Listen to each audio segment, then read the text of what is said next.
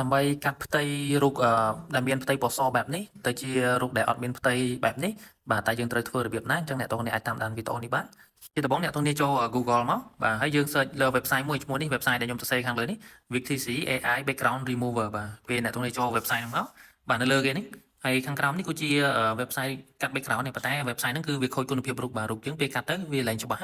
បាទអញ្ចឹងខ្ញុំរកឃើញ website ថ្មីនេះ Free AI Background Remover ហ្នឹងបាទអ្នកទាំងនេះចុចចូលមកបាទពេលចុចម្ដងអ្នកមានកន្លែង upload មួយអ្នកទាំងនេះ upload រូបរបស់យើងចូលមកបាទនេះរូបរបស់ខ្ញុំរូបដែលមានផ្ទៃ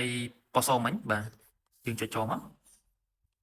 បាទចាំតិចចាំវា generate សិនបាទអញ្ចឹងពេល generate នេះរូបរបស់យើងមានផ្ទៃសហើយវាកាត់បាទឃើញវាកាត់ចេញនេះបាទវាកាត់ផ្ទៃពណ៌សចេញអញ្ចឹងរូបហ្នឹងស្អាតបាទហើយចុច download មកបាទពេល download មកវានៅកន្លែងនេះបាទចូលកន្លែង download នេះចុច open វាមក